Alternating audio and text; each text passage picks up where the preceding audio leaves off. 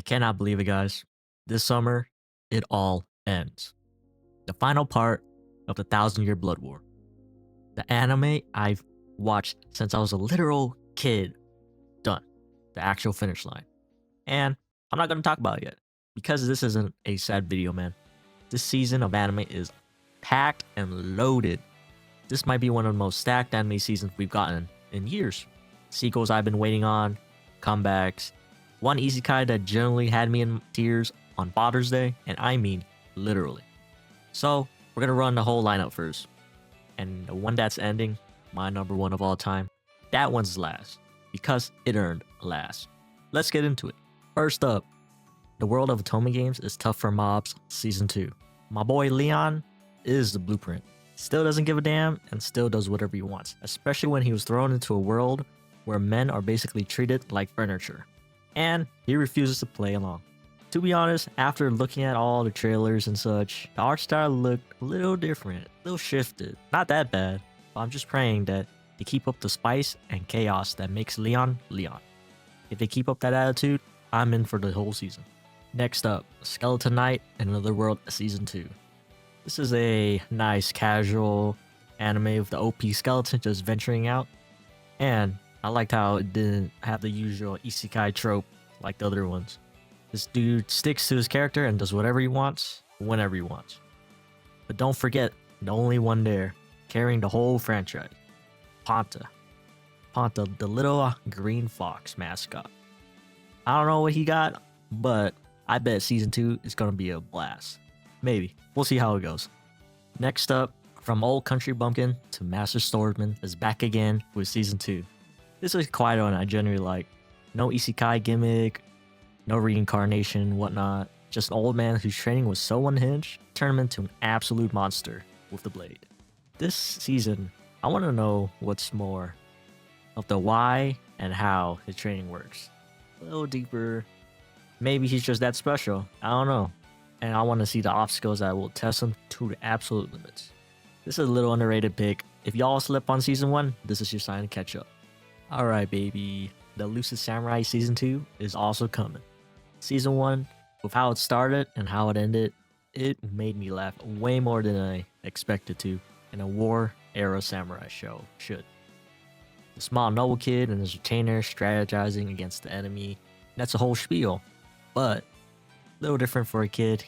His thing is he's very evasive, or elusive as the title dropped. Now I just want to see how they cooked up this time. It's gonna be a nice comfort watch with real stakes, depending on how the story goes. Quick reminder, number one, the one that's ending, is still last, getting closer. But first, the two that are about to wreck me. Mushoku Tensei Jobless Reincarnation finally gets its Season 3, and it picks up right where Season 2 absolutely gutted me. Light spoilers, but what happened to Rudy and his family last season had me in actual tears. If you know, you know. And here's the part that genuinely broke me. I'm pretty sure that episode dropped on Father's Day. No, God! Why? Why would they release it like that, man? Season 3 is premiering early July, and I'm bracing myself. Perhaps with some tissues, but I'm serious. 6, and it's this one. Saga of Tanya the Evil, Season 2. It's been forever, man. If you ever seen it, an overworked salaryman gets reincarnated as a little girl in a brutal wartime, and instead of having total crisis about it, she becomes, or he becomes, the single most terrifyingly competent soldier on the battlefield. The way she steamrolls her enemies and runs circles around all her superiors is unhinged, and I'm here for it. One catch, I still gotta catch up on the movie before this drops, so don't tell me a single thing. Now, a few quick ones we're putting in your radar. Smoking behind the supermarket with you. I've seen so many clips and edits of this floating around that I gotta give this a shot. It's got that grounded, adult slice of life with romance vibe to it, with the whole quiet, lonely salaryman finds connection energy. It looks like a perfect thing to wind down after all the anime to watch this season. As well as a couple that are continuing or wrapping up this season from the previous. That Time I Got Reincarnated as a Slime Season 4 is rolling on, and Daemons of the Shadow Realm is closing out on its run. And definitely not to forget, ReZero Season 4 is still continuing on from last season, as well as Iruma-kun Season 4. That one, personally, is a sleeper. If you guys haven't watched it, I recommend it. I'll be honest, I'm behind a couple of these myself. No shame though. The backlog is undefeated and it always wins, man. So that's the season. Stacked, right? And I'm hyped for every single thing on that list. But none of them are the reason I made this video. Bleach, 1000-Year Blood War, The Calamity, the final part. This is it. This is gonna finish my favorite anime of all time.